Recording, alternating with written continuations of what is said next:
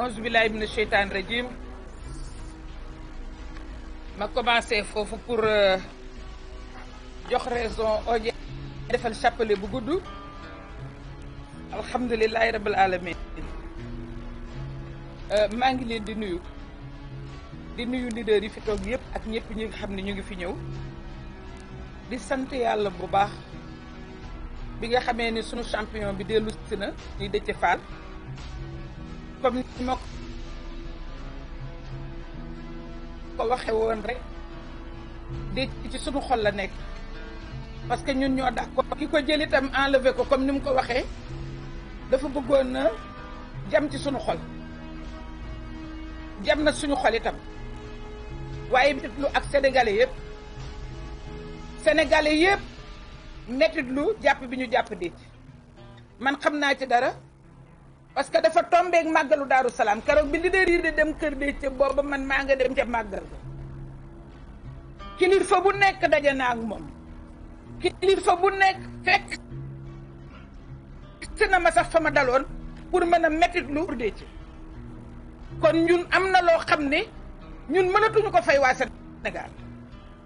ndax nekk ci loo nekk nit ñi nekk ci ak yow rek doy na nekk ci loo nekk nit ñi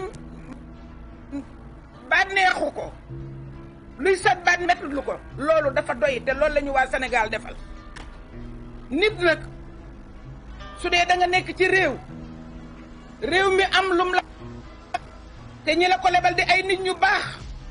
di ay nit ñoo xam ni yell nañu lu nekk mérité nañu lu nekk looy yanuñu yanu le la ko ah nit ñooñu dañu am méritu nga bee ak yéen li nga xam ni sant nañ ko yàlla mooy alhamdulilah bi ma commencé yàlla delloo si doom yi nga xam ni enlevé woon nañ leen parce que man mësuma nangu ñu utiliser le mot détenu dama ne woon ay otage politique lañu far Déthié bi mu jàkkaarloog juge bi mu ni ko dañ ma enlevé il a raison ñu enlevé Guy Marius Sagna c'est-à-dire jàmbaar yi nga xam ni ñooy sunuy jàmbaar fit manqué wuñ ko su fekkoon ne duyal rek la ñoom seen épée du damm sunu jàmbaar yooyu la ñu enlevé jàmbaar yi jigéen soxna Mame Diarra Fam ku nekk xam courage am ba pare nag ñu ñëw bafouer les institutions on nous parle d'institutions naan article 80 diw institution la waaw assemblée nationale na député nag immunité parlementaire la doon naa ko wax dama ne bu ñu nee dañuy jël immunité parlementaire Ousmane Sonko ma ne leen non non immunité parlementaire peuple bi la parce que immunité bi peuple beeg ko jox c'est-à-dire tout ce que le peuple donne à son député muy loolu di immunité parlementaire moo la ñuy jël bafoué ko fekk un député en session ñu jël ko ne rapporté loolu teguñu ko fenn te lu amul woon Sénégal moo am léegi Sénégal loolu nag yàlla dogal na biñ koy sentir ñun di ko mettitlu dafa am ñu ko séddoo ak ñun dafa am ñoo xam ne dañ ko bokk ak ñun dafa nga ne démb benn kilifa daf ma ne te kooku imam la mu ne mës ngaa gis tribunal boo xam ne 80 personnes ñu jàpp leen fukki fan ba pare wëlbatiku ni leen relax pur et simple dem leen parce que effectivement boo nekkee ca salle ba xam ne defuñu dara boo nekkee ca salle ba xam ne avocat jàmbaar yi nga xam ne xam nañ luy droit parce que droit nag léegi wax dëgg yàlla war nañ defaat assise du droit ndax am na ñuy tricher di utiliser droit am na ñu bëgg a déstabiliser réew mi di utiliser droit am na ñuy jaar ci volontaire bi di utiliser droit mais am na dëgg-dëgg les orfèvres de droit yi nga xam ne moo tax nit ñi bëgg droit ñoo ngi fi ba léegi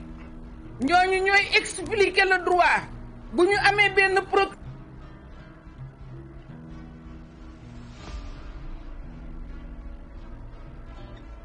procureur bu ñu yónni muy def nag sudul noonu dina am ñu dox ci diggante jàmbaar yi ñu àndaloon keroog muy les avocats jaaraama ñoom yal na leen yàlla fay waaye itam doon nañ ko wax ci nopp gar mi ndax am na ñoo xam ne am na réquisitoire boo xam ne bu avocat yi nañ ci diggante bi te juge bi déglu na avocat yi te avocat yi expliqué nañ le droit su ma gërëmee ñooñu nag ñëw nag ci ñi nga xam ne ñoom la ñu seqal réew mi ñi ñu seqal réew mi mooy kilifa diine yi kilifa diine yi wax dëgg yàlla insensible luñu ci li ñu dal wax na ñoo ñu nitam ñaan ñu li nga xam ni mooy tiitaange gi nga xam ni moom lañ def ci réew mi te ñun defuñu ko waaye ki ko fi def mooy kii tooñ di dëkk di tooñ te nag Sénégal dañu war a jàng nag xam nag ni tooñ nag wax dëgg yàlla ñu bañ a atte kii tooñ bañ a atte kii fayu te seet na kii tooñ parce que dañu war a seet attitude yi fu mu jóge sëriñ si kenn ku ci nekk bi ñu nee le 29 wax nañoo ñun imam yi def nañ ci ay prêche wax nañoo ñun ci kenn ku ci nekk kuñ ko seqal ay kilifa dignitaires yoo xam ni ñenn ñi ay retraité lañu ñenn ñi ay kilifa lañu di ay kilifa aada ñoom ñëpp wax nañoo ñun ay observateurs ay banquiers ci lañ bokk ay fonctionnaires internationaux ci lañ bokk ñëpp wax nañoo ñun waaye dafa am ñoo xam ne dañu yore seen liggéey te contexte bii ñu nekk di contexte tabaski am na ñoo xam ne ci la seen liggéey di gën a dox maa ngi xalaat tailleur yi am na benn tailleur boo xam ne xale yaa ngi koy def TikTok def ni moom ca 8 juin ba nëgë ni bu ko Ousmane Sonko libéré wul du dellu ca machine ba du sax ñaw tabaski yooyu kenn mënu ko fay il faut que ñooñu ñu déglu leen parce que ñun réew mi ñu ngi ñuy déglu kon nag ñun itam il faut que ñu déglu réew mi borom salon de coiffure yi ku nekk xam na ni bu feet di jot ci la seen liggéey di gën a dox artisan yi bu feet di dox ci la seen bu feet jotee ci la seen liggéey di gën a dox ñi nga xam ni ñooy jaay ay xar ak éleveurs yi yebal nañu Ismaïla Sow dama koy tudd parce que ku nekk xam na proximité ak président Macky Sall bi ma jëkkee woo dama ko ne Ismaïla ak yàlla lañ ko séentu dem leen ngeen wax ak seen kilifa googu nga xam ne lu fi xew moom la ay conseil constitutionnel am ak ay procureur am moom moo leen sant li nga xam ne moom merloo réew mi tey te loolu du leader yi concerné wul leader yi peuple bi ci seen bopp ñoo jóg ñoo mer ñoo ne li Macky Sall di def dootu fi am jàmm loolu ñu constaté ko marché yi ñu ci bëri dañoo dugg fanaanal ñu wëlbatikooti ñu nekk ci période acc ci ku bëgg a génn këram sax ne da ngay dem aéroport pour jëli vol sax yaa ngi tiit te loolu ñun du suñu cër examen yi ku nekk xam na ni bac technique baa ngi ñëw te itam fekk examen fin d'année yaa ngi fi dégg naa am na école yoo xam ne dañ di woon élèves yi malgré seen examen yi bu ñu jàngi duñu nangu loolu mukk ci àddina ndax jomb nañ loolu jomb nañ ko suñu digganteeg nit ñi jomb nañ ko parce que kenn jiwuñu loolu kon ñuy dalal xelu parents d'élèves yi di wax parents d'élèves yi ni leen ay parents d'élèves ngeen ay parents d'élèves lañu mais yéen lañu am te yéen ñooñu yéen a def tey l'opinion nationale ñii ma cité ñëpp kon ñooñu nga xam ne il en reste d'autres et d'autres ñoo xam ne wax na ñoo ñun ak suñuy mbokk ak suñuy militants les jeunes ci seen bopp ku nekk di woote ku nekk di wax taxaw nañu keroog man ak Ousmane Sonko mii am benn jigéen bu dox ba ñëw ni ko bu marche dee am le 29 na nga moytu te bu la kenn sore kooku xoolal souci boobu mu def xoolal xalaat boobu mu def mu ñor ko lool ba mu ñëwee di dox dangay jàpp ni kii ku am soxla la mu ñëw di ko di sànni sécurité physique am rek booba loolu la kooku doon xalaat ñooñu ñëpp nag wax ak ñun ñu déglu leen bu baax a baax a baax a baax ñu bokk ak ñoom bu baax a baax xalaat nekk en communion ak ñoom parce que ñooñu lu ñu bëgg lu nekk ñoo cay jàmbaar lu ñu xalaat lu nekk ñoo cay jàmbaar te kenn ku ci nekk nag bu ñu defalee suggestion ñaan ñu leen li nga cay teg mooy ñu ngeeg sunuy carte ah affaire baa ngoogu nag bu leen def loolu ndax ñun bàyyi leen ñu rek ñun ñu ngeeg sunuy carte ñu gëm leen nag ndax gëm ma tax ñu nelaw a tax ñu gëm ñu joxe woon rendez-vous boobu ñu joxe woon nag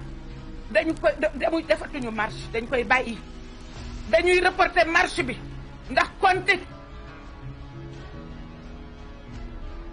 si bii nga xam ne moom laa wax te nga xam ne moo nekk ci réew mi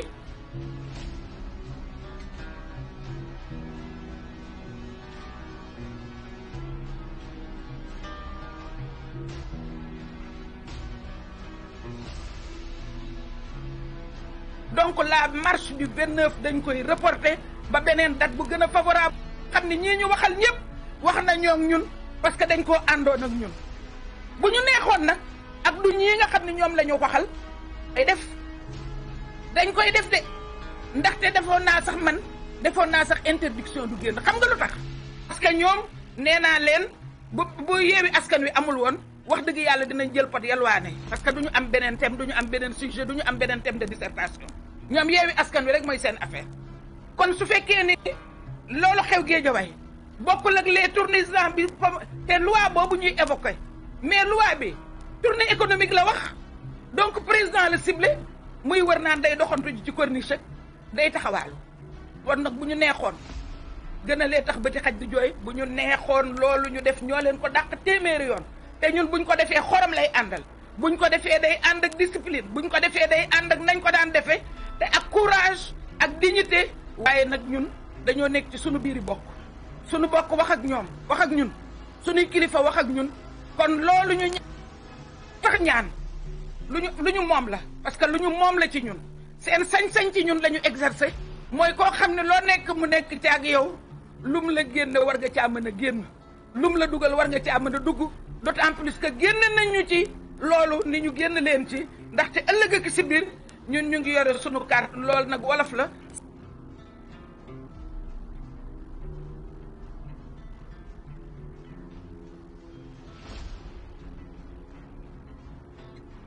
c'est pour les initiés te dégg nañ leen dégg na tabaski yal nañ ko passé ak jàmm ak salaam ñiy dem Màkka yal nañu dem ak jàmm dellu seeg jàmm ak salaam ñaanal réew mi jàmm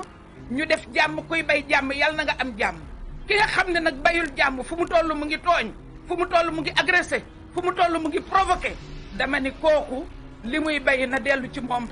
ak ku ko koy bayle seytaane ku ànd ak seytaane boo déggee mag ñi di ko ñaane mooy benn seytaane boo xam ne moo nekk ci réew mi di buur ñu te duñ ko ni déet duñ ko ne taxawal lu dul lu mu bëgg rek ñu ànd ceeg moom loolu nag yàlla suturaal nañu ma leen di gërëm nag yéen leader yi maa ngi leen di gërëm sama ngërëmu bopp ndaxte yéen ay nit ñu baax ngeen ay nit ñu dégg Sénégal ngeen te li Sénégal di riir seen raison ànd ak yéen Sénégal yi am nañ raison lu ngeen bëgg ñu bëgg la leen ko ndax Sénégal kat fi mu nekk ñun mënatuñ leen a fay loolu moo tax njukkal gii ngeen jox sénégalais yi ñu bëgg dara ngeen topp leen ci lu ñu bëgg ah je pense que. Je donne la parole à Ousmane Sonko.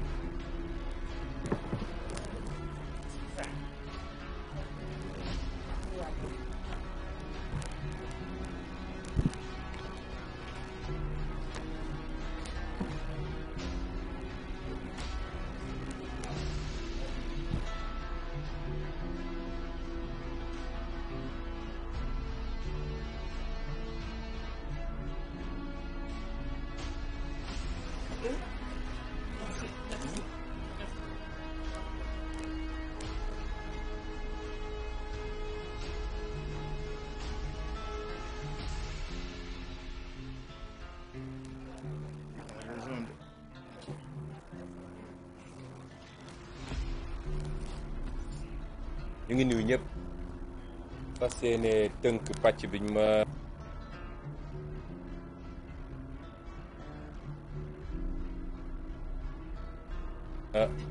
sant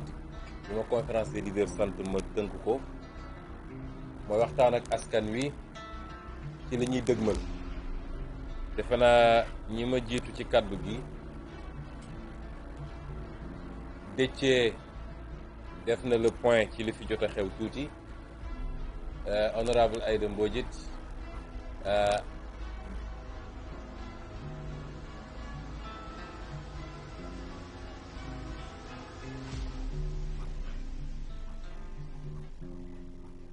gaaral na askan wi li nga xam waaye dinaa wax tuuti rek balaa may door ci turu conférence des leaders ak ci turu sénégalais yëpp di naqarlu ak di jaale ñi nga xam ne ñàkk nañu ay bokk ci li xew démb Kafountine nga xam ne ab gaal goo xam ne ay ndawu Sénégal ñoo ci duggoon fas yéene dem Espagne ngir jafe-jafe yi ñuy dund fii ci réew mi. ne woon dem ci émigration pour ut lu gën loolu nattu dal leen ci ba nee nañ ñu fukki bakkan ak ñeent rot na fa loolu lu bëri la. juróomi fan ci gannaaw lu ni mel amoon na fële ci Espagne donte nee nañ ñu ba léegi recensé guñu fa ab sénégalais waaye ñu xam ne ay africain lañu te gën saagaat war nañoo mat juróom-ñeent fukk ak lu ñu koy jaale seen waa kër di ko jaale Sénégal di ko jaale Afrique muy loo xam ne gàcce la ci Afrique ndax jamono jii li am fii président Macky Sall ma nga fële G7 nga xam ne saa suñ fa woowee africain woowuñu la fa parce que yaay président wu ab réew waaye dafa fekk nga yor mandat Union africaine. fa woowee dañ dafa woo pour nga peinture ndax xam nañ ni Afrique peesewul sax 5% ci commerce mondial ci économie mondiale. kon bu ñu nee juróom-ñaar yi ëpp doole ci àdduna ci wàllu koom ñooy daje buñ fa woowee président wu réew boo xam ne ci 25 réew yu gën a néew ci àdduna la bokk ci bokk xam nga ni dañ laa woo pour peinture. jamono jooju ma nga foofu di photo wu ak chancelier allemand ak président États-Unis ñoo xam ne ñoom seen réew lañ fa war a def ña ngi koy def ba réew mu mel ni mu war a mel yow sa réew jamono jooju ay ndaw ñi ngi jël gaal ndax nee nañu lu mat 100 personnes ñi ngi woon ci gaal gi te gën saa tuuti 14 ñàkk nañ seen bakkan lu ko andi mënuñoo am xëy ci biir réew mi mënuñoo am gont ci biir réew mi. tey du ngeen ko gis ci yooyu mu wax ci wala mu ñëw ba ne maa ngi jaale ji waaye buñ ne woon France la am mu concerne ay français mu takk avion am ne ma ngay jaale ji. Afrique li ñu dal lu métti la ndax suñuy réew buñ ko yoroon niñ ko war a yore li ëpp tey ñiy dem ci gaal yenn saay ay mool lañu. li tax mool di dem te mool la ëppoon koom-koom ci Sénégal ndax da daan dem géej teer si jaay léegi am ay millions léegi su demee géej du fa fekk jën parce que Macky Sall signé na jaay suñu gaal gi yëpp Union européenne ak ay bateau chinois ak bateau russe. problème mu Sénégal bu loolu weesoo ñu wax tuuti ci li fi xew ndax dafa am ku bind ci benn journal ci français ne tout ça pour ça mooy lii lépp fii la mujje nga jàpp lu mat 200 personnes gaal gi yëpp Union européenne ak ay bateau chinois ak bateau russe lii mooy problème mu Sénégal bu loolu weesoo ñu wax tuuti ci li fi xew ndax dafa am ku bind ci benn journal ci français ne tout ça pour ça mooy lii lépp fii la mujje nga jàpp lu mat 200 personnes diggante barki démb ak démb nee nañu atte nañu lu mat 127 personnes tey am na juróom yi ñuy atte encore Ziguinchor ndax ay mineurs lañu moo tax ñu teqaleeroon leen ak ñi nga xam ne majeur lañu ndax xam nañ fu muy mujj nga atte lu mat 127 personnes 127 personnes yëpp ñu yeewi leen ne leen dem leen ñibbi defu leen dara li ci gën a garaaw ci 127 personnes yooyu boo jëlee ñett yi nga xam ne waxoon naa ko fii ci conférence de presse ñoom lañ doon viser parce que inéligibilité la ñuy ut ndax ñooñu statut leader politique la ñu yor muy moom mi Déthié Fall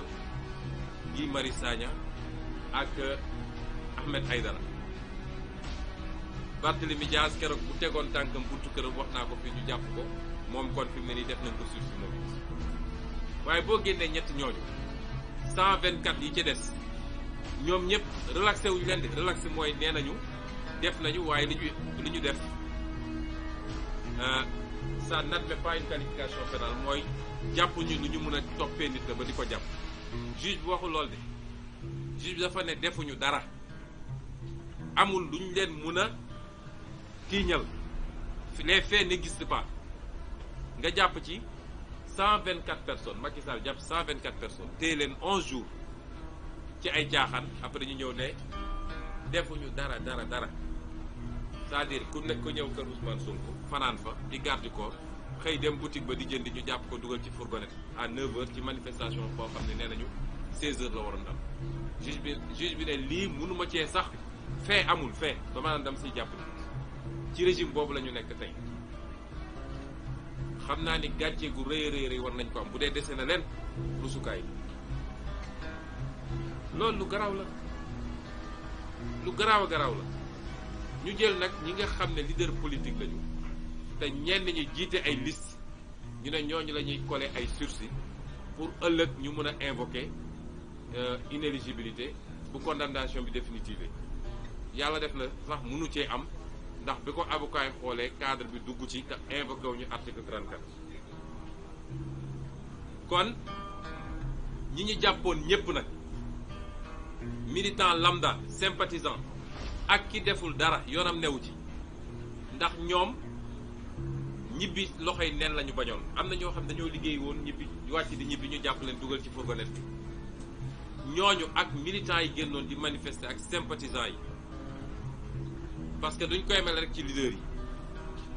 ñoom ñëpp ñu ngi leen di masaw di leen jaajëfal waaye di saluer surtout seen courage parce que wane nañ ko ba ci devant le juge ñun ñu ngi woon foofu fa la ñuy yendu diggante Guédiawaye ak Dakar mais on était fiers des militants que nous avons très fiers même Macky Sall bu yaakaar ni mën na xoqatal sénégalais ndax na boppam le peuple sénégalais est un peuple très digne du police du gendarmerie du juge moo leen di xoqatal ñu leen di féliciter di leen encourager ndax boo toogee dégg ku ñu téye jàpp ko mu ne leen su ngeen ma bàyyee suba ñu ñu woote manifestation maa fay jiitu kon échec am na ci ñoom te safaanu liñ doon ut la ñu am finalement ñaareel bi mooy avocat yi wax nañ ko gis nañ seen taxawaay rafet na mat na te mbir mi dafa mel ni avocat yi léegi dañ koo jëlal seen bopp ndax ñooy ñëw systématiquement constitué Yewwi Askan Wi joxu leen 50 francs am na ñoo xam ne ñoo dagg seen billet avion dem Ziguinchor plaider foofu daggaat seen billet ñëw te laaju ñu dërëm kon yoon ñu ngi leen di gërëm waaye di gërëm it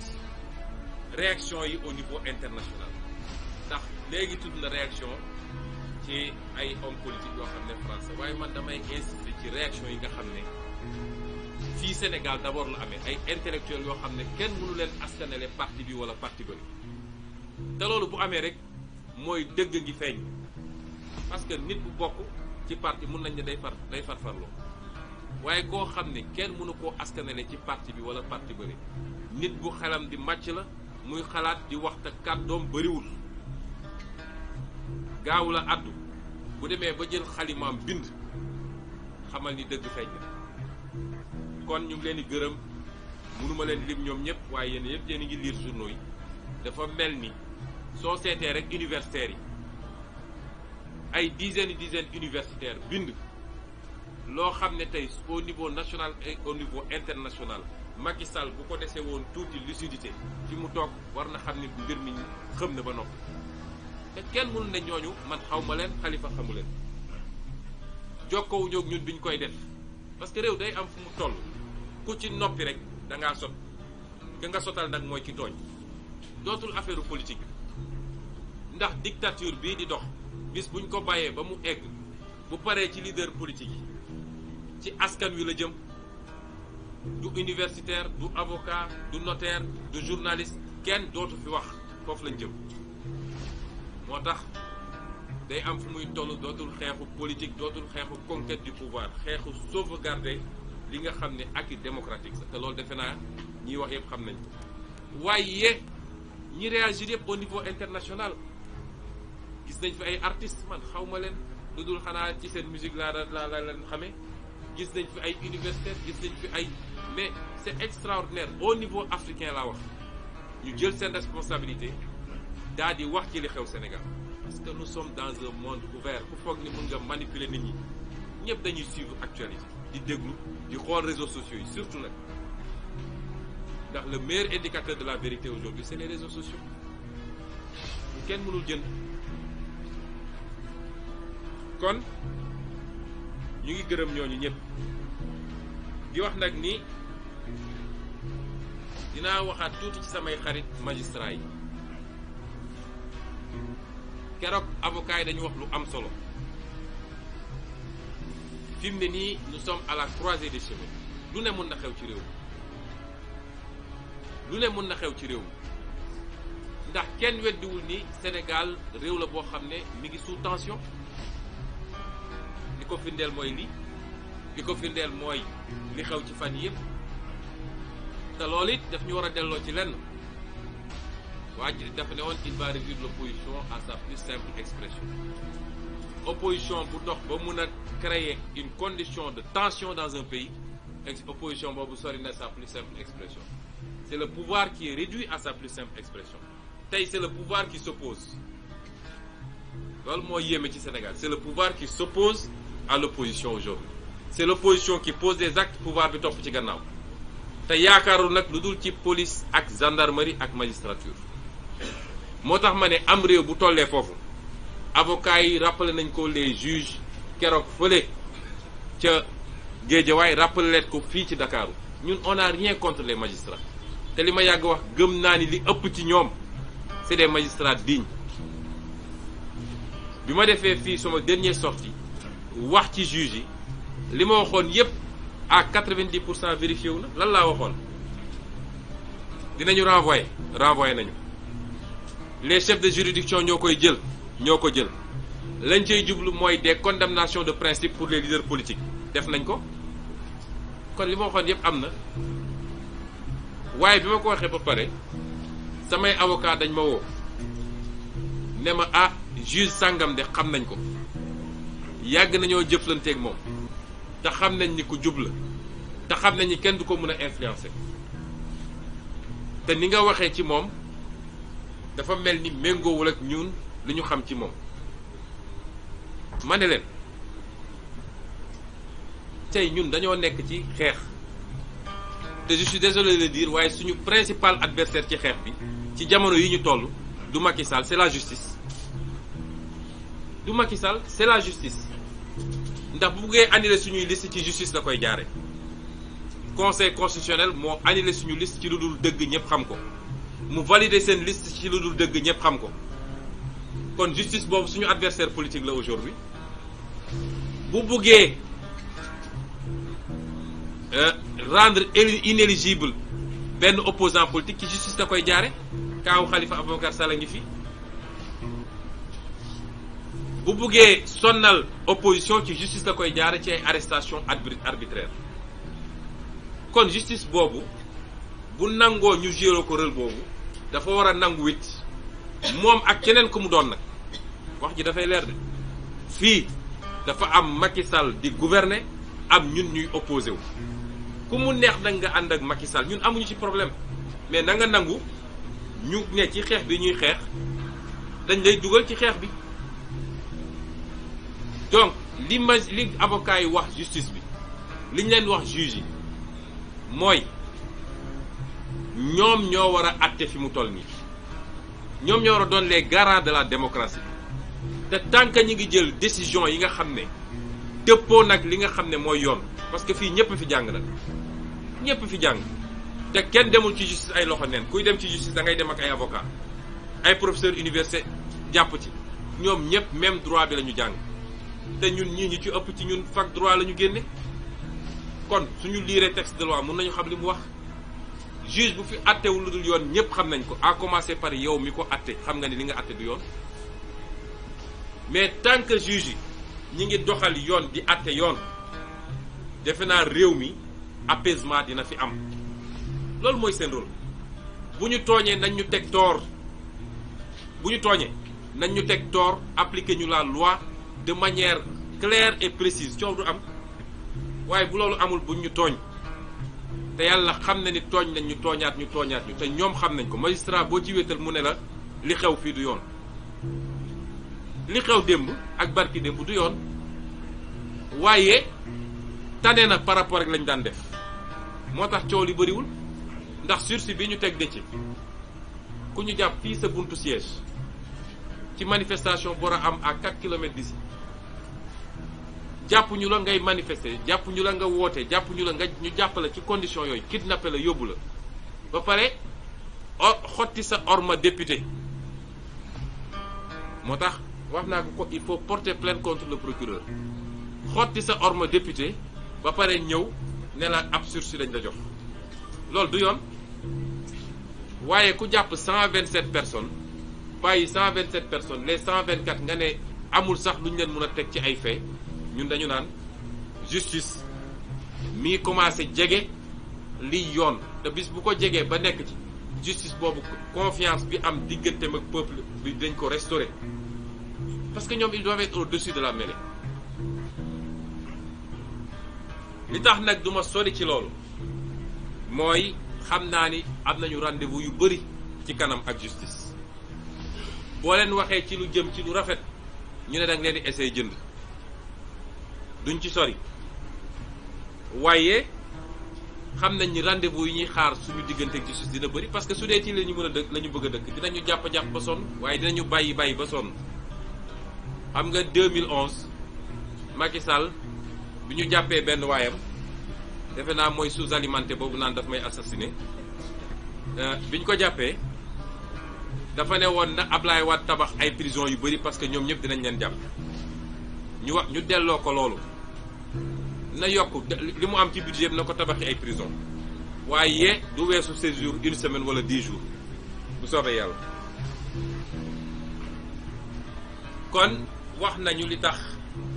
ñu ne dañuy reporter manifestation bi li leen soxna Aïda Mbodj wax yépp ay raisons yu valable la parce que réew mi ñaar moo fi nekk léegi benn fànn bi dafa am Macky Sall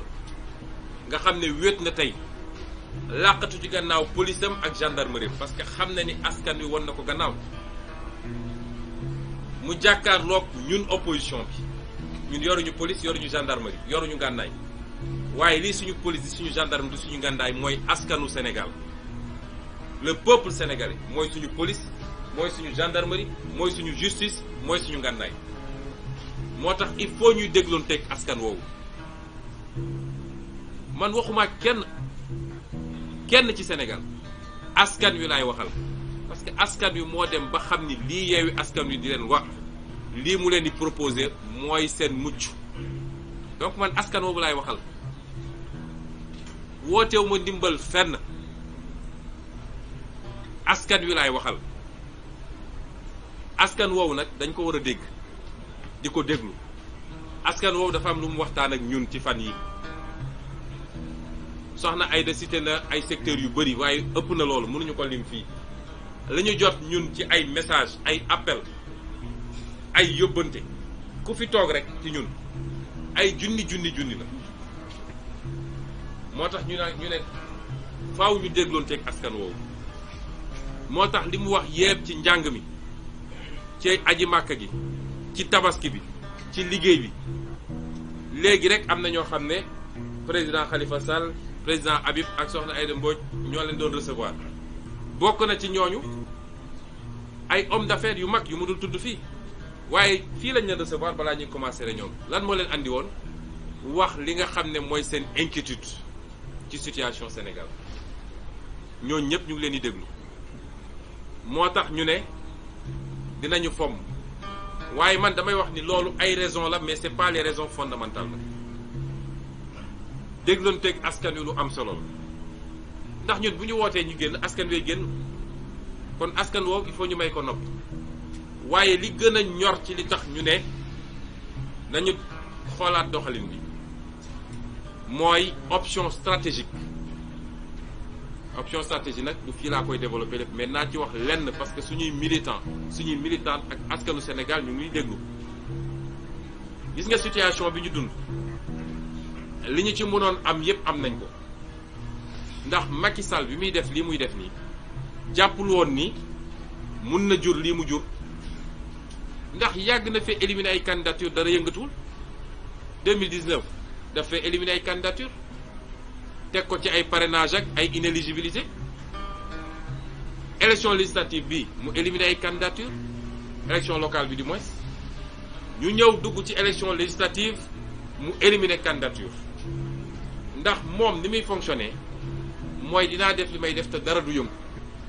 dégg naa 2021 février 2021 bi muy yëkkati complot mu ñàkk fayda boobu bi ko gars yi waxee daf leen ne dinañ def li ñuy def yëpp te dara du yëngu waaye bi làbbal yi safee daf leen ne tout est mystique dans cette affaire mystique bu jógee fan xam nga ñoom loolu la ñu gëm moo tax foog nañ ni lépp mystique la noonu la ko doxalee ci liste yi dafa gëmoon ni dina éliminer suñuy liste te dara du yëngu waaye defe naa tey jii la Macky Sall di gëj a éliminer liste ci Sénégal parce que élection législative ñun suñuy liste suñu ma dalal xelu Sénégalais yi suñu liste yëpp ñu ngi en compétition am nañu liste nationale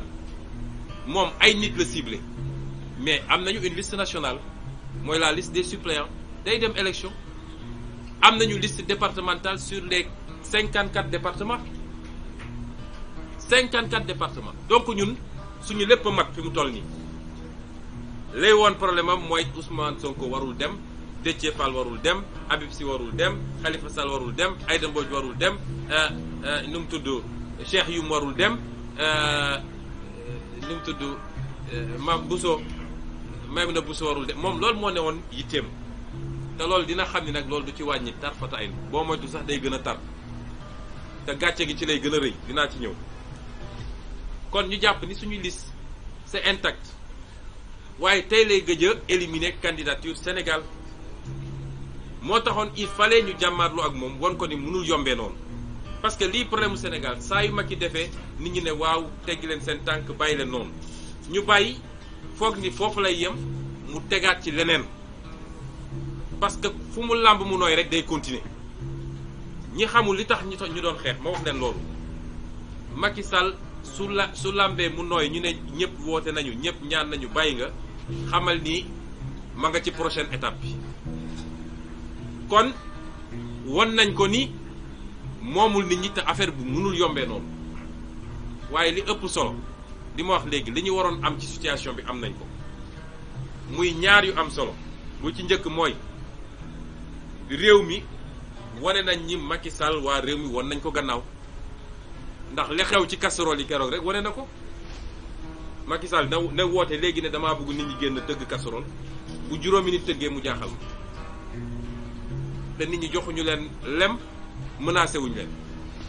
loolu wane na ni Sénégal won nañu gannaaw Macky Sall ñaareel bi am solo ci njàngan mi mooy au niveau international ndax gis ngeen àdduna bi yépp ni mu traité situation Sénégal am nañu dem ba tuddee ko tyran dictateur de la presse internationale am nañu dem ba tuddee ko tyran ci koo xam ne jamono ji ma ngay ngalaju pour wane ni moom am na dimension internationale bu war a tax ëllëg ñu jox ko sax Nations Unies déconstruction boobu ak yi la bu rëy ci ñun parce que jusqu'à présent daf ñoo yàgg a féewale sur l'international c'est des terroristes c'est des gens qui respectent pas les institutions c'est des rebelles dem jaay ko Union européenne France jàppale ko ci mu dem jaay ko ñeneen ak ñeneen waaye tey àdduna bi yépp xam nañ li xew Sénégal kon ñun li ñu waroon tirer ci profit ci situation bi am nañ ko ba pare xam ngeen li ci des tirer nañ ko te permettre nañu ñu natt Macky Sall natt nañ ko de li muy woote ne am na lu ko permettre tey ku yëngatu mu écraser la amu ko bis bu askan wi taxawee lay xam ni amu ko li mu yor sax ci biir jàpp ni ñëpp ànd nañoo ak moom day nax boppam dégg naa nag ñi mu àndal ñëpp ci politique ku nekk defar na la dossier ba téye ne leen ku yëngatu ma jaar ak yow fi ma war a jaar comme ñoom dañoo mën a randal di randal rek ku nekk téye na la ci ay dossier ne leen nag ñaar yi moo am ku yëngatu def scission sama biir ma jaar ak yow fi ma war a jaar waaye bu ngeen seetaanee ba opposition bi jàll it yéen ñëpp kaso ngeen jëm moo tax léeg-léeg ngeen gis ay nit yoo xam ne kenn xamul kañ lañ leen gëjoon dégg ñu jekki-jekki génn nag di wax ay waxu daanu sa rek ngaa ñu naan génnal wax de mais li am solo mooy natt nañ ko ci dispositif de répression natt nañ ko ci fan la mën a yem ak appareil judiciaire bi ñu wax sénégalais yi nag ni fa ñu toll nii la ca des mooy am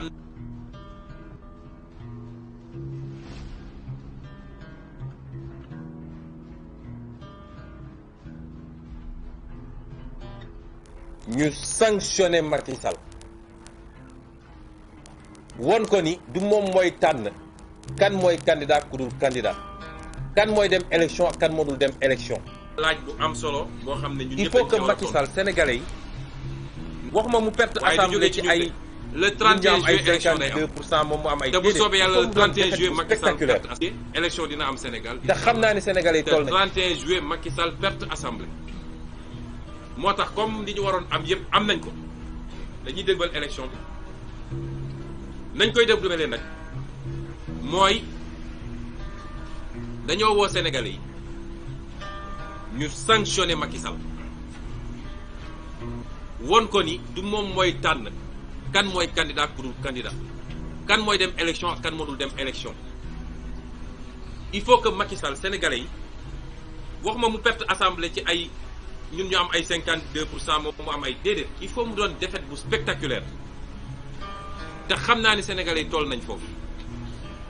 ñaareel bi mooy Sénégal est-ce que bëgg nañu coowal 3e mandat jeex Sénégal te bal du tàkk gaañu du ci am bakkan du ci rot est-ce que sénégalais yi bëgg nañ loolu parce que ñépp a jaaxle tey ci lan mooy xew fii ak septembre 2024. moo wax sénégalais yi nag ni am ngeen occasion ñu dakkal loolu te bal du ci tàkk xam ngeen fu muy jaare mooy le 31 juillet ngeen génn voter massivement contre Macky Sall ndax bu ñàkkee assemblée nationale bi dootul wax ci Sénégal boo moytu sax dina takk ay bagaasam balaa mandat bi jeex dem ñi leen di wax ni opposition bu jëlee assemblée nationale réew mi day bloqué ak nangam nang waxuñu dëgg barki Dembo Ndiaye France opposition bi jël na assemblée nationale. États-Unis à chaque élection de mi-mandat boo moytul opposition jël majorité bi au Sénat te blocage du am parce que ñun ay responsable lañu waaye dinañu saytu ni ñu yoree réew mi yéen ñëpp xam ngeen ni càcc gi bëri na ci réew mi randal bi bëri na jël nañu réew mi jaay ko tubaab yi jël nañu suñuy pétrole suñuy gaz ak lépp joxe ko. suuf si ñu ngi koy dagg di ko jox étranger est-ce que bëgg ngeen loolu lépp dakk fi ma ngay jaar ci Macky Sall mu leer ko ni mandaam jeex na Sénégal te pour loolu am ñu ngi wax ak askan wi gis nga 31 juillet bu ñu génne woon liste yëpp sax benn politicien amu si ñu jël ay nit yu ngeen xamul Yewwi Askan Wi présenté leen voté leen massivement pour Yewwi Askan Wi kon waxu 3e mandat dootu ci am te bal du tàkk manifestation du am gaañu du am bakkan du ci rot kon ku am kuddu waroo lakk te sénégalais yi am ngeen kuddu waaye am ngeen kuddu bu leen kenn nax ci leneen ak élection jot ñu sàcc xaalis réew mi yëpp ñëw di leen ko jox naan leen votel leen am ngeen kuddu te 31 juillet la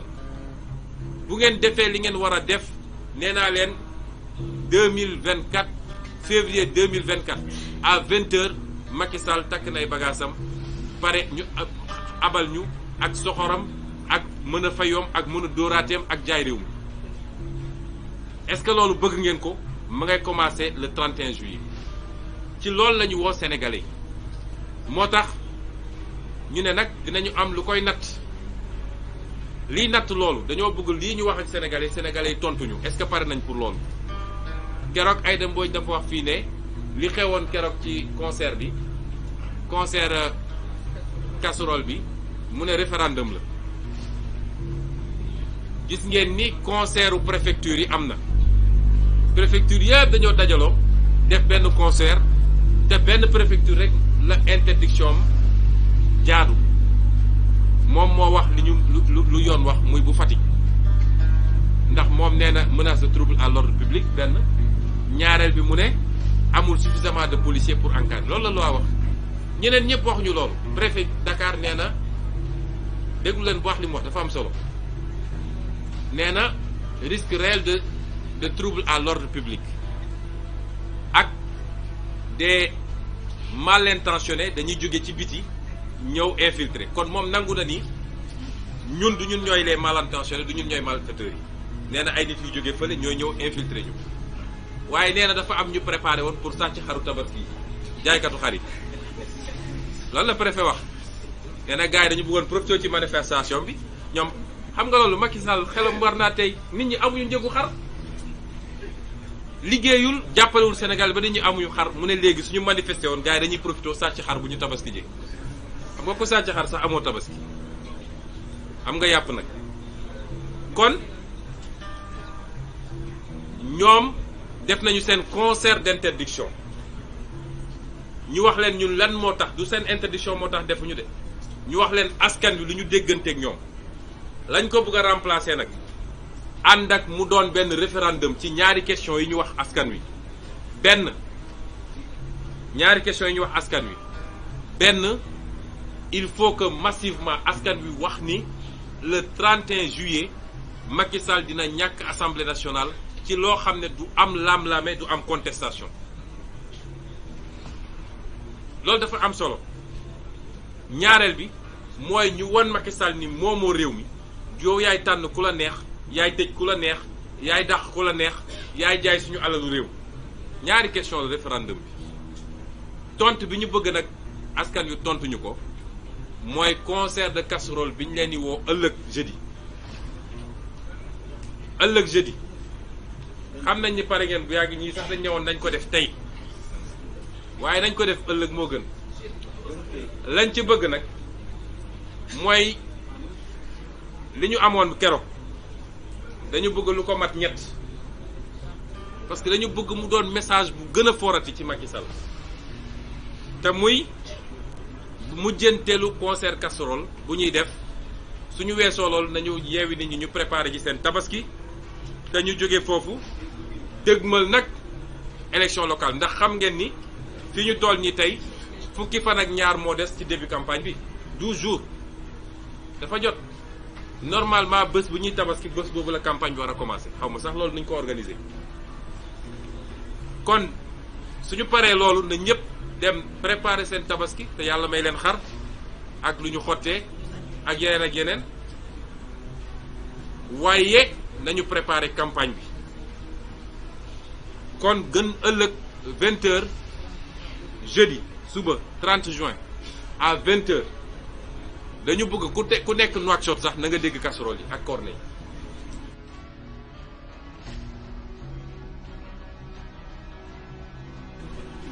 waaye ma daanele nag nii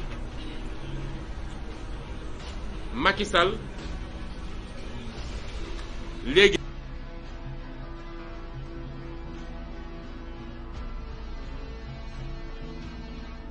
na gaawe du Macky Sall moo ñuy tànnal xeex bi dina am de ma wax leen ko yéen ñëpp nag jeunes yi jigéen ñi mag ñi ndaw ñi xeex bi dina am waaye ñooy tànn kañ la xeex bi dina am de ñaanuñu mu am nag te bu sénégalais yi defee li ñu war a def le 31 juillet xeex dootu fi am waaye moom dafa bëgg ñu déclencher xeex bi tout de suite parce que nu ñuy gën a jegee 2024 mbir mi di gën a bon ci moom moo tax muy def provocation yépp bu dee nag def na lu war a déclencher xeex bi suba na ñëpp préparer ñu xeex ko parce que mbébétam yépp mooy nu muy def ba teg loxo ci leader yi nu muy def loxo fexe ba teg loxo ci leader yi am lu mu leen takkal pour préparer inéligibilité pour 2024 loolu rek mooy yitteem ay dossier rébellion fii ay dossier appel à insurrection commando spécial juróomi nit ñu ne ay cocktail molotov lañ doon def ñu ne ñoo waroon a daal réew mi tappale yooyu mu def ko ak procureur am boo xam ne safati boo xam man keroog bi ma duggee ci tribunal dama rus quoi di interroger na yow sax li tax nga sol trait yi yow ngente nga doon dem ngente kan mooy dem ngente ak trait yi safati benn peeru safati boo xam ne kenn mus koo gis ñu ne kooku mooy procureur Sénégal waaye ñu ngi leen di xaar fii kon c'est pas parce que ñu ngi naan concert casserole que bàyyi nañu yeneen méthode de lutte bu nekk ak fi ñu koy utiliser waaye nañu dànk fanaanal rek parce que natt nañ ko xam nañ fu mu toll. lii la ñu bëggoon wax ci lu gàtt di leen gërëm di leen sant waaye dinaa ko tënk ci nasaraan parce que presse internationale daf fee nekk. ci lu gàtt rek d'abord saluer tous ceux qui nous suivent, nos compatriotes africains, parce que nous croyons à l'Afrique. Ce n'est pas de la propagande politique. Tous les continents sont en train de s'organiser. Pourquoi les Européens, bien que développés, ont éprouvé le besoin de se réunir en Union européenne? Pourquoi les États-Unis d'Amérique? Vous savez que les États-Unis d'Amérique, ce n'était pas un seul pays. Ce n'était pas un seul pays. Jusqu'à dernièrement, jusqu'après la Deuxième Guerre mondiale, ils ont continué à rattacher des États aux États-Unis d'Amérique. Je crois que le dernier en date, si je ne m'abuse, c'est Hawaï ou je ne sais pas quel autre État.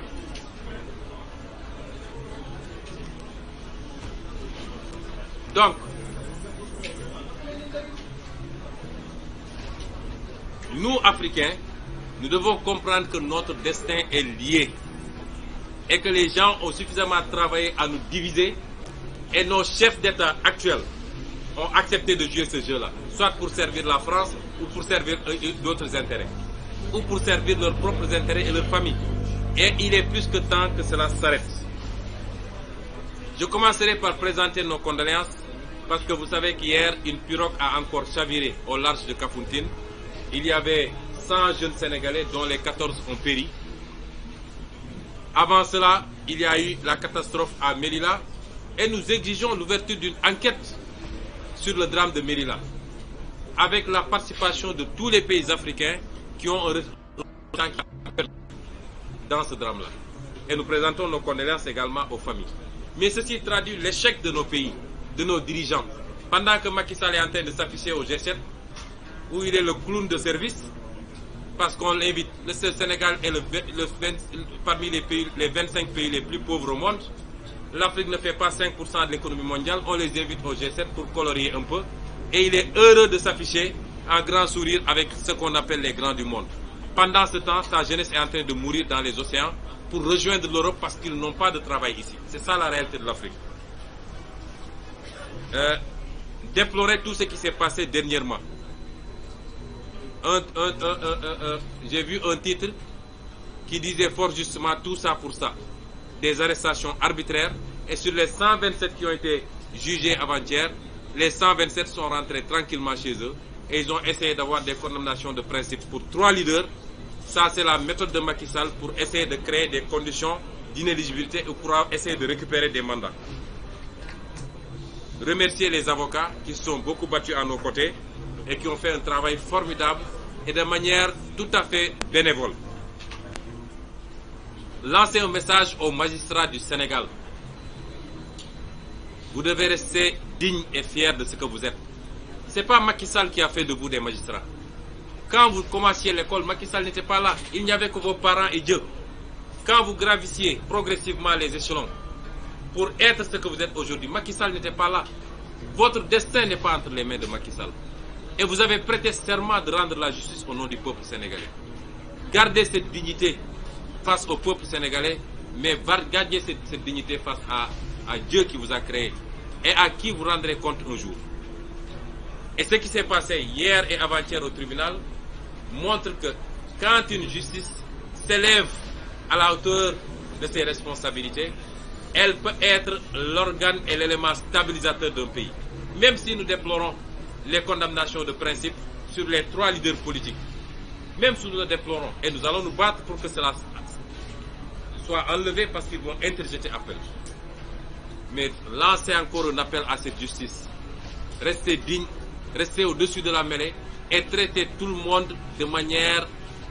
égale, équidistante et de manière juste. N'acceptez pas d'être les pions du régime politique corrompu et décadent de Macky Sall. Nous devons tous reconnaître que le Sénégal est un pays sous tension. Au niveau national, tout le monde en convient. Tous les segments sociaux, économiques reconnaissent qu'il y a ce pays est sous tension.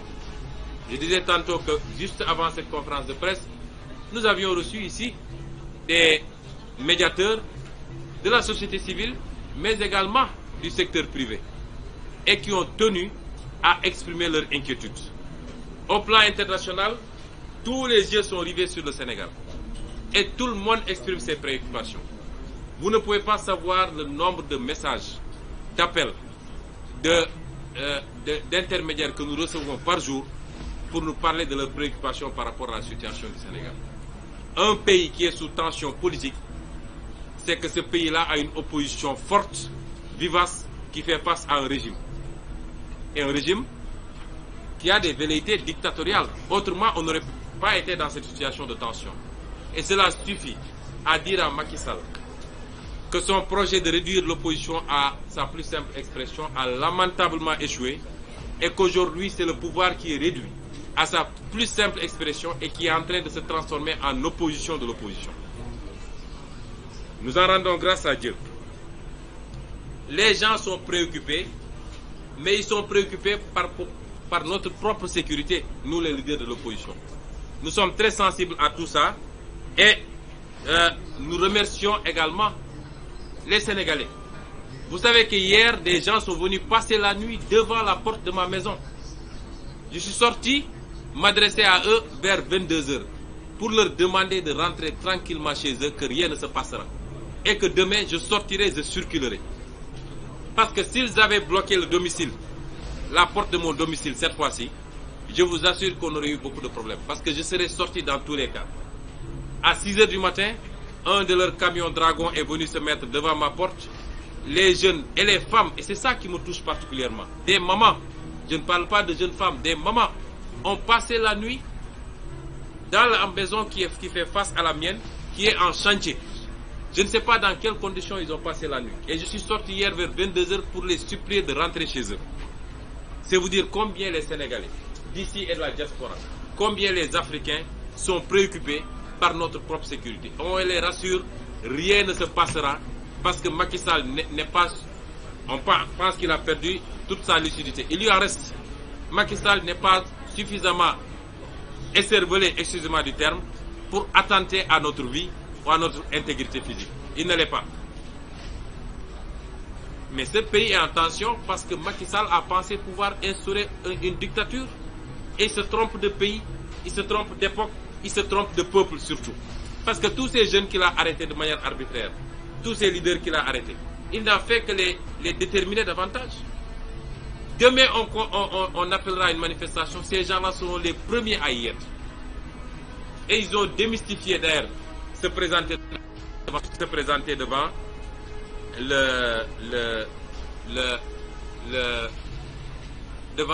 devant la justice ou à aller passer quelques jours à Sébikotane ou à Rebeuss.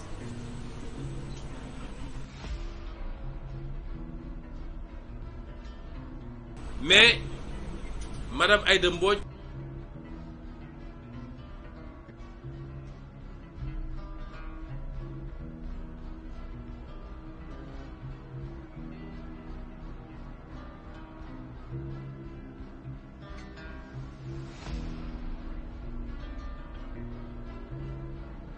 a rappelé à Langue les deux arguments cumulatifs prévus par la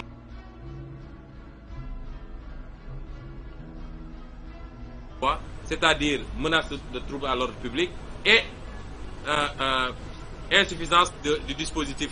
policier pour encadrer la manifestation. Encore qu'il y a toujours suffisamment de policiers pour essayer de réprimer les manifestations de l'autre côté. C'est pas ça qui nous a empêchés, qui nous empêche d'aller.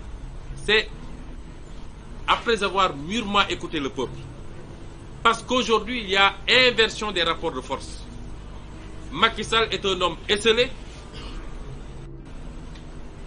qui se cache derrière sa police et sa gendarmerie, il ne lui reste que la police et la gendarmerie. Politiquement, il sait qu'il est esseulé. Et sa seule force aujourd'hui, c'est la police et la gendarmerie, et manipuler les chancelleries internationales pour leur faire croire qu'il a une opposition irresponsable, une opposition de terroristes, d'insurrectionnels, etc. Mais nous, opposition, c'est quoi notre force? C'est le peuple sénégalais qui est avec nous. Et qu'il a démontré l'autre jour avec le concert de casseroles. Macky Sall n'a qu'à appeler demain à un concert de casseroles. Il n'aura pas 10 personnes pour taper sur des casseroles. Même s'il payait de l'argent, il n'aurait pas ça. Donc le rapport au peuple c'est totalement inversé et notre principale force, nous, c'est le peuple sénégalais. Et nous sommes obligés d'écouter ce peuple sénégalais. Et ce peuple-là, dans sa majorité, a exprimé un souhait. C'est de nous demander de surseoir pour les raisons qu'on va évoquer. On est dans la phase des examens scolaires. Aujourd'hui, beaucoup d'écoles ont fermé, d'autres ont décidé d'arrêter à midi. On est dans la phase des examens scolaires et c'est nos enfants qui vont faire ces examens. Deuxièmement, on est dans la période de la préparation de la fête de la Tabaski et tout le monde sait ce que ça représente au Sénégal. Et les Sénégalais sont extrêmement préoccupés parce que Macky les a mis dans une situation de paupérisation et de précarité telle que la majorité des Sénégalais se demandent où est-ce qu'ils vont trouver 65 000 ou 80 000 pour acheter un mouton. Est-ce qu'ils vont trouver les moyens de se payer des habits neufs? Parce que c'est cela la fête de la Tabaski aussi. Ils nous ont demandé, ils nous ont même supplié 150 000 un mouton. Ils nous ont supplié de surseoir. Ensuite, les secteurs socio-professionnels, les tailleurs, les vendeurs de moutons, tout le monde nous a supplié. Et le préfet de Dakar, le ridicule ne tuant pas dans ce pays, nous a dit que s'il autorise la manifestation, des Sénégalais vont se faufiler dans les foules pour voler des moutons au niveau des forats. Mais ça, c'est illustratif de l'échec de Macky Sall. Les Sénégalais n'ont même pas de quoi acheter un mouton. Ils sont obligés d'aller se faufiler pour essayer d'acheter, de voler des moutons. On en est là dans ce pays. Ensuite, l'intervention des milieux d'affaires. L'intervention même de la communauté dite internationale, que j'interpelle au passage. Moi, j'ai toujours dit que je ne crois pas à la communauté internationale, qui a toujours été du côté du pouvoir, tant que le pouvoir fait ce qu'elle veut. Ce qui m'intéresse dans cette communauté internationale, c'est l'Afrique et les Africains. Et je leur rends un hommage, je rends hommage à tous ces Africains, les artistes, les intellectuels, tous ces gens qu'on ne connaît pas, que je n'ai jamais vus. Peut-être que pour les artistes, on connaît leur production. Et qui ont fait des déclarations extrêmement importantes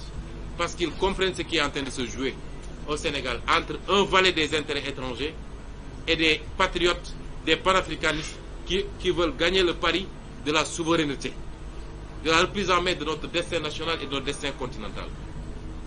Nous les remercions. Tout ça, c'est des arguments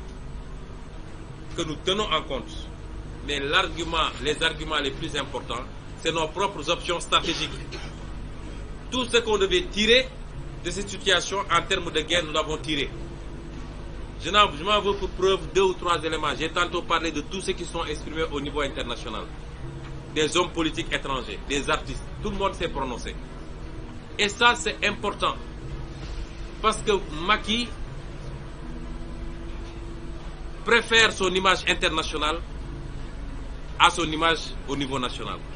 Ce n'est pas son problème, Macky, les Sénégalais. Pour lui, les Sénégalais, vous pouvez marcher dessus, vous pouvez écraser, vous pouvez embrigader, ce n'est pas important. Qu'ils vivent ou qu'ils meurent de famine, ce n'est pas important. Que des jeunes continuent à périr dans l'océan parce qu'ils veulent aller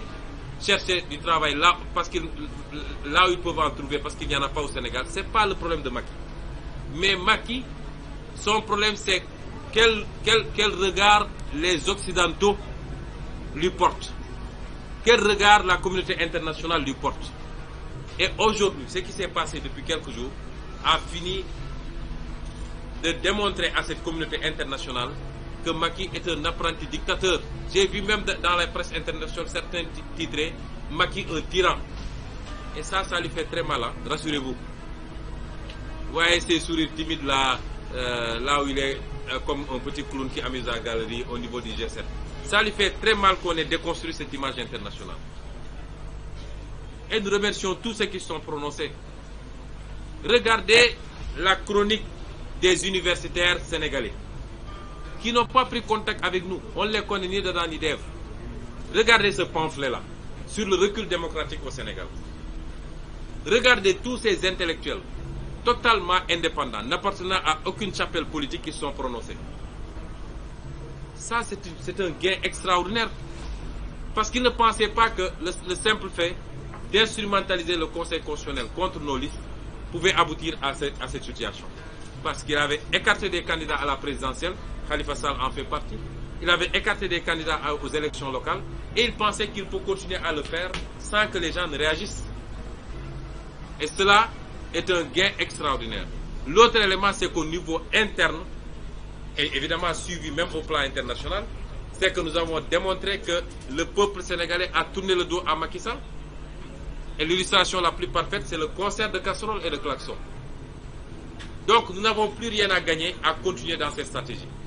Qu'est-ce qui reste à faire? Il faut qu'on s'oriente résolument vers les élections législatives. Et il faut que les Sénégalais sachent, s'ils veulent prémunir le Sénégal du chaos qui se prépare avec son projet de troisième mandat forcé, ils ont un levier et une arme entre leurs mains. Macky Sall perd l'Assemblée nationale le 31 juillet, on ne parlera plus de troisième mandat dans ce pays. C'est ça l'enjeu des élections législatives. Et Yewwi Askan Wi va aller à ces élections législatives et va les remporter s'il plaît à Dieu. Et c'est pourquoi nous nous orientons résolument vers ces élections législatives. Comment? Le pourquoi, tout le monde le sait. Le comment, vous allez voir vous-même dans les jours à venir. Mais nous nous orientons résolument vers les élections législatives. Et nous appelons les Sénégalais à faire le référendum avant terme. Il faut que les Sénégalais répondent à deux questions. D'abord, qu'ils désavouent Macky Sall par rapport à sa gouvernance économique, sa gouvernance judiciaire, mais qu'ils le désavouent également par rapport à ses pratiques politiques malsaines, tendant à instrumentaliser la justice pour écarter les adversaires politiques. C'est la première question à laquelle les Sénégalais doivent répondre. C'est un référendum. Et la deuxième question, c'est que les Sénégalais disent oui à Yewwi Askan Wi, que le 31 juillet, Macky Sall va perdre l'Assemblée nationale. Et le moyen d'expression pour ce référendum, ce n'est pas d'aller voter. C'est le concert de casseroles et de klaxons auquel nous convions tous les Sénégalais demain à partir de 20h. Et cette fois-ci, pas pour 10 minutes, pour 30 minutes. Ma wax ko ci wolof concert u casserole bi tëgg casserole bi cin yeeg ndam yi ak klaxon yi mbib bi ci oto yi bii paa yokku leen ci vuvuzela keroog newoon nañ dañuy def vuvuzela gisuñu ci ñett yooyu yëpp bii paa dañu ne bëgguñu ko bële paa dañu ne woon fukki simili bii paa nee nañ leen fanweeri simili 30 minutes lañ ko bëgg ba nga xam ne ku tollu Nouakchott sax da ngay dégg muy riir. Je disais que pour cette fois-ci, ce ne sera pas pour 10 minutes, c'est pour 30 minutes. Et nous appelons les Sénégalais parce que c'est important. Nous voulons que ce soit le triple de ce qui a été fait la dernière fois. Tout le monde a vu ce qui s'était passé de l'histoire de l'humanité. Je ne dis pas du Sénégal. On nous a dit que les concerts de casseroles, on les avait connus en Iran, on les avait connus au Chili, etc.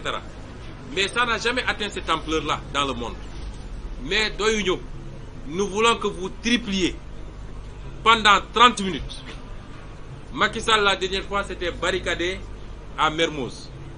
Il a même peur des casseroles. Il a sorti des chars de combat contre les casseroles. Cette fois-ci, nous voulons que même sa maison à Mermoz tremble tellement le bruit sera fort. Si vous le faites demain, nous aurons la satisfaction et la certitude que le 31 juillet, on ne parlera plus de troisième mandat au Sénégal parce que Macky aura perdu l'Assemblée nationale. C'est ça le message que nous voulons. Et c'est ça les directives que nous donnons aux militants, parce que nous pouvons le faire pour les militants, mais c'est l'appel que nous faisons aux sympathisants et à tous les Sénégalais. Je veux dire également que ce n'est pas parce que nous avons opté pour ce moyen que nous avons abandonné tous les autres moyens. Je veux dire aux Sénégalais et aux Africains que la confrontation avec Macky Sall est inéluctable. Mais nous ne laisserons pas Macky Sall choisir le terrain et le moment. C'est ça qu'il veut. Toutes les provocations qu'il est en train de faire, c'est pour nous amener à déclencher les hostilités tout de suite et maintenant. Alors que nous savons que plus nous nous rapprocherons de 2024, plus il sera en position de faiblesse. Et c'est pourquoi nous disons, tactiquement, nous ne déclenchons pas tout de suite, sauf à ce qu'il franchisse la ligne rouge. c'est-à-dire les complots qu'il est en train de manigancer avec son procureur insipide, incompétent. J'ai jamais vu un procureur aussi plat de ma vie. Les complots qu'il est en train de manigancer pour se lever et dire je vais emprisonner Ousmane Sonko. S'il le fait, il aura la confrontation qu'il veut. Et c'est valable pour n'importe quel leader ici présent. Mais en dehors de ces cas-là, nous avons la possibilité de le battre sur un autre terrain et nous appelons tous les Sénégalais à s'organiser et à s'orienter vers cela. Je ne pourrais terminer sans réitérer notre soutien absolu aux prisonniers politiques qui restent dans les geôles de Macky, c'est-à-dire Cheikh Abdou Bara Dolly. Nous avons entendu des gens dire que nous ne sommes pas solidarisés. Nous sommes largement solidarisés. Parce que ce qu'on a fait pour nos détenus politiques, c'est ce qu'on a fait pour lui. Quand il y a ces situations, la première chose qu'on fait, c'est de commettre des avocats. C'est de commettre des avocats, c'est une bataille politique. C'est de dénoncer et d'exiger la libération des détenus politiques. Nous l'avons fait largement. C'est d'aller rendre visite. Nous ne l'avons pas fait parce que nous étions dans les situations que vous connaissez. Il n'y a aucun de ces détenus politiques à qui nous avons rendu visite pendant ces 11 jours-là. Parce qu'il y a des moments où mieux vaut rester dehors pour mener le combat, et ce que nous étions en train de faire. Évidemment, dans les jours à venir, dans la semaine même, nous irons rendre visite à Cheikh Abdou Bara Dolly. Je tiens à dire que Cheikh Abdou Bara Dolly est un otage politique de Macky Sall, mais il est notre tête de liste pour le département de Mbacké. Et nous souffrons des supplices qu'il est en train de subir de la part de Macky Sall. Nous mènerons le combat selon les formes qui s'adaptent jusqu'à sa libération, jusqu'à son élargissement, parce que c'est notre camarade. Il ne faut pas que les gens jouent à cela. Il ne faut pas nous mettre les uns contre les autres. Mao daaneel ci wax ni ñu ngi conférence des leaders bi yëpp nag ñu ngi apporter suñu soutien à Cheikh Abdou Bara Dolly. di wax ni prisonnier politique Macky Sall ñi ko ñi te lépp lu xeex bi laaj dinañ ko def. ay nit a ngi essayé féewale ne ñun dañoo seetaan Cheikh Bara Dolly déedéet fii kuñ fi mus a jàpp ci ñun li ñu njëkk a def mooy jëlal nañ la ay avocat parce que xeexu juriste la d'abord ñaareel bi la ñu war a def ci police def nañ ko ñetteel bi def nañ suñuy déclaration fi ñu ko war a defee dem seeteeg ñàkk a seeti dafa fekk ñu nekkoon ci ay xat-xat ñun suñu bopp ci ay xeex yoo xam ne ñu ngi koy xeex te dinañ ko seeti ut nañ ñun ñëpp autorisation bu soobee Yàlla dinañ ko seeti waaye may fàttali ni Cheikh Abdou Bara Dolly otage politique Macky Sall te mooy suñu tête de liste ci département de Mbacké kooku ñun mënuñu koo seetaan mënuñu nag à chaque fois bu ñu nee jàpp nañu nit ñu ne nit ñi génn leen ñu taal réew mi loolu tam buñ ñu ko demandé cas bu nekk dafa am nu ñu koy xeexee te lañ ci war a def yëpp ñu ngi koy def waaye amul ku gën a naqarlu lii daal Cheikh Abdou Bara Dolly ñun te Macky Sall teg ko loolu la ñu bëggoon daane rek ñu ngi gërëm ñëpp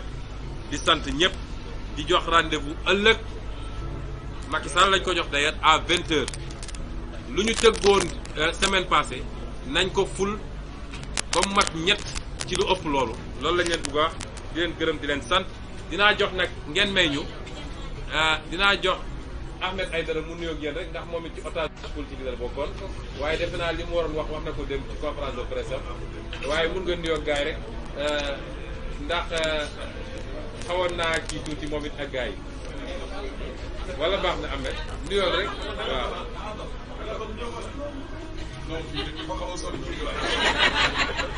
mais monsieur doxal naa demoon naa Amérique en tout cas sant nañ presse bi yëpp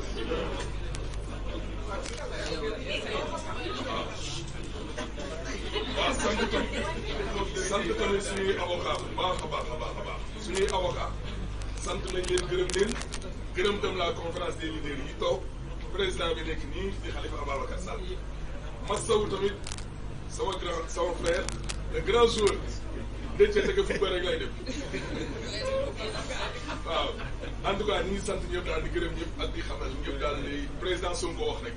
ñun ñëpp moom lay wax pour tënk lépp li mu wax loolu lañ wax. jërëjëf merci. Il y a des questions? Pas de questions.